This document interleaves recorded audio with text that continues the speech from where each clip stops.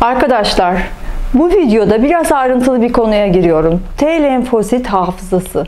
Yani bizim bağışıklığımız T lenfositler üstünden de sağlanabilir mi? Covid ile ilgili bu konudaki konuşmaları duyuyorsunuzdur. Ama ne dendiğini tam olarak anlamıyor olabilirsiniz. Evet, bizim T lenfositler üstünden de bir bağışıklık hafızamız var. Onu bir anlayalım nasıl oluyormuş. Şimdi öncelikle basit bağışıklık neydi? Bununla ilgili bir videoyu bulabilirsiniz. B lenfositleriyle antikor oluşturuluyordu ve buna biz bağışıklık diyorduk klasik anlamda.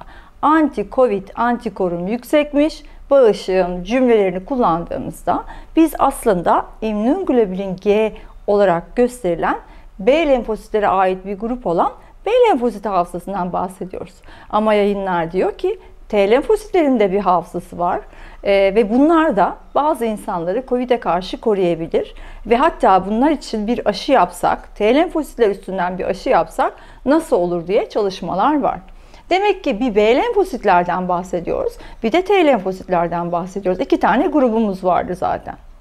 Evet, şimdi T lenfositleri biz şimdiye kadar hep savaşçı grup, işte virüsle savaşan grup, savaşı başlatır, işte virüsü öldürür, virüsün öldürülmesine yardım edenler var, direkt öldürenler var. Bir de B'lere haber verip buna karşı antikor yap diyenler vardı değil mi? Kabaca biz bu akışı bir hatırlayalım. T lenfositler iki gruptu. Bir CD4 ile yazılan helper dediğimiz yardımcı gruptu ki bunlar ikiz kardeşti.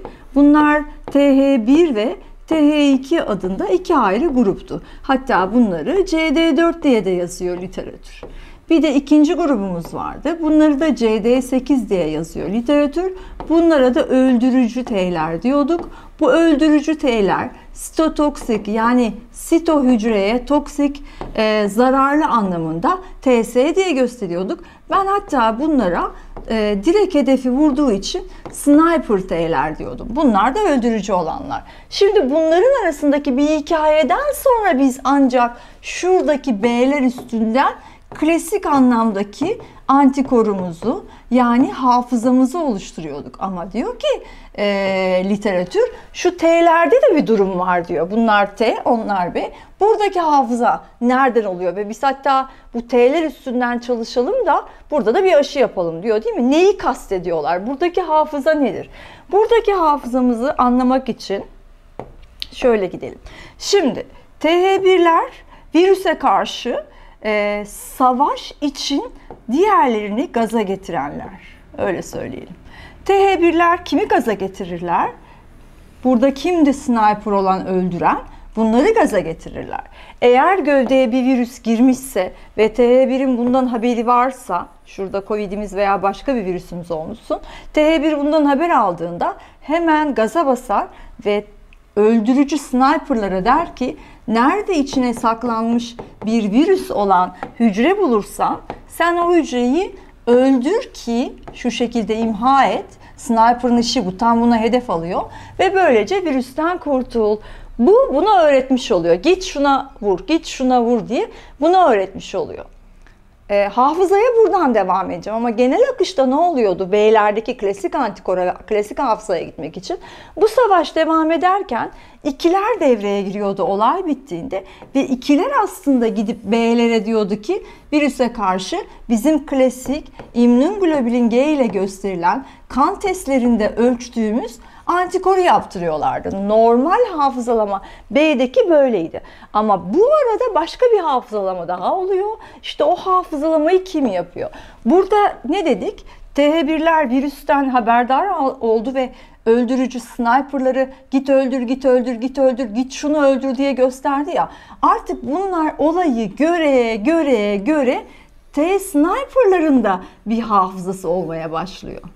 Yani artık haber alarak buradan gelen gazla hareket eden T8'ler, T sniper'lar, T öldürücüler kendileri de bir hafıza oluşturuyorlar ve bu hafıza oluşturmuş T sniper'lara memory yani hafıza anlamına gelen memory T'ler deniyor. Yani bir T lenfosit hafızasından bahsediyorsak başlangıçta sürekli olarak kendisine bir yerden emir gelen ve hedef gösterilen sniperların vurup öldürdüğü düşmanı artık kendi kafasına yazması ve öldürücülükten hatırlayıcılığa geçmesi, öldüren sniper'dan hafızada tutan sniper'a geçmesi haline geliyor demek oluyor. Demek ki bunlara da, yani öldürücü sniper'ların hafızaya bu işi almalarına, artık buraya sormadan gördüğünde harekete geçebilmelerine memory T'ler diyoruz. Yani T lenfosit hafızamız bizim bu şekilde oluşmuş oluyor.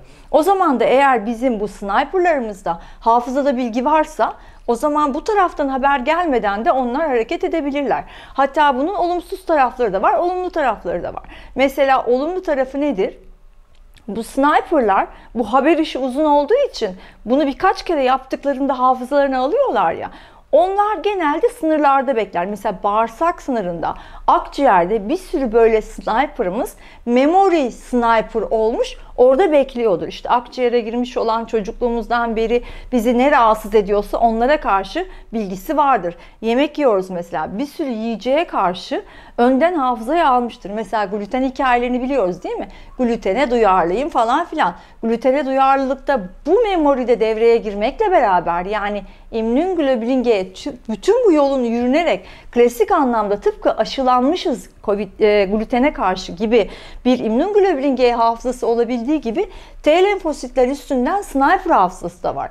Ve bağırsağın içerisinde o kadar çok memory sniper bekliyor ki eğer biz gerçekten glutene karşı hassassak onlar hemen büyük reaksiyonla bağırsağın yüzeyinde olay başlatıyorlar. Onların yaptığı olay neydi? İçinde olay olan hücreyi öldür. Yani bizim virüs olmasa da bağırsağımıza yiyecekler girdi, toksinler girdi falan ve onları öğrenmiş bu sniperlar, memorilerine de almış. O zaman orada olay başlatıyorlar. Mesela çölyak hastalığında böyle oluyor. Çölyak hastalığında gluteni ezberlemiş olan T8'ler, T-sniper'lar memorilerinde onu tutuyorlar ve geldiklerinde daha sakin ve daha uzun bir yoldan cevap verip antikor yapacaklarına direkt hücre öldürücülüğü yapıyorlar ve bizim bağırsak iç bölgemizde inflamasyon ve hasarlanma oluyor. Yani T8'ler hem sınırı korudukları hem kendi hafızaya alabildikleri için ilk etapta cevap verip bizim bariyerlerimizi iyi koruyabilirler.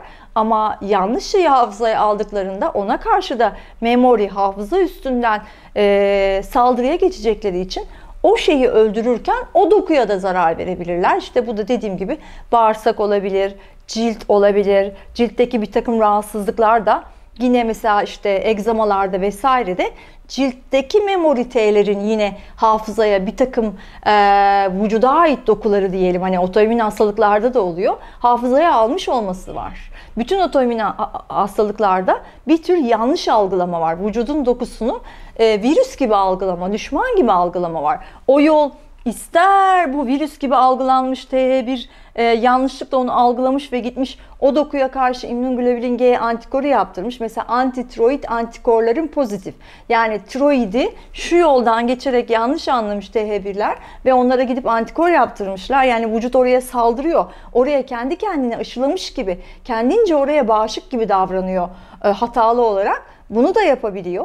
Veya gene aynı dokulara oradaki T8'ler de bu yol zaten böyle yürünüyordu ya, bunun buraya haber vermeden önce, TH2'nin antikor yaptırmadan önce TH1 ile sniper'lara haber vermesi gerekiyordu ya. Şu yol sürekli olduğu için sniper'lar artık TH1'lerden gelen haberi öğrenmiş, hafızaya almış, kendi kendilerine de tiroide saldırıyor olabilirler. Ama biz kanda T lenfositlerin saldırısını, sniper'ların T memorinin miktarını ölçmüyoruz. Böyle bir kan testimiz yok. O yüzden her zaman için antikor dediğimizde immünoglobulinleri ölçüyoruz. Ama T lenfositlerinde bir hafızası var ve o hafıza sniper'ların başkalaşıp sadece sniper değil, hafızasındaki hedefi taşıyan memory, hafıza T'ler olması şekliyle oluyor. Hafıza T'ler de bizi bir sürü bakımdan koruduğu gibi bir sürü bakımdan hastalık sebebi de olabiliyor. Çünkü bütün T lenfositlerinin iyi veya kötü çalışmaları bir mesele.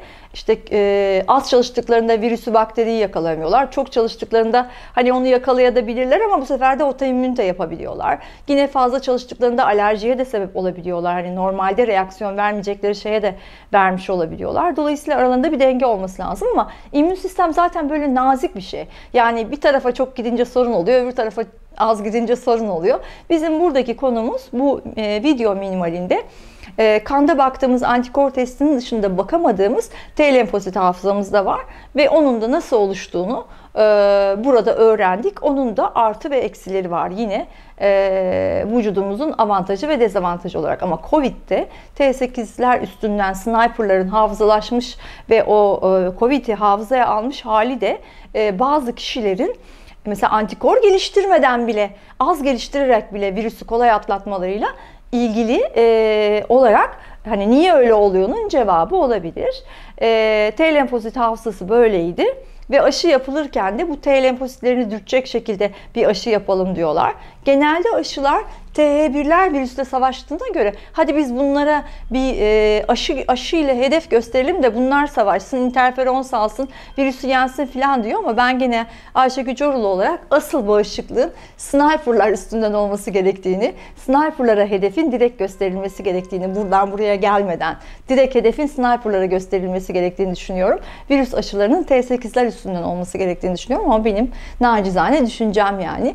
Yine de bir yerlerde bu konuları duyarsanız aşağı yukarı bunlardan bahsediyorlar. Konuyu kavrayabileceğinizi umuyorum. Teşekkür ederim izlediğiniz için.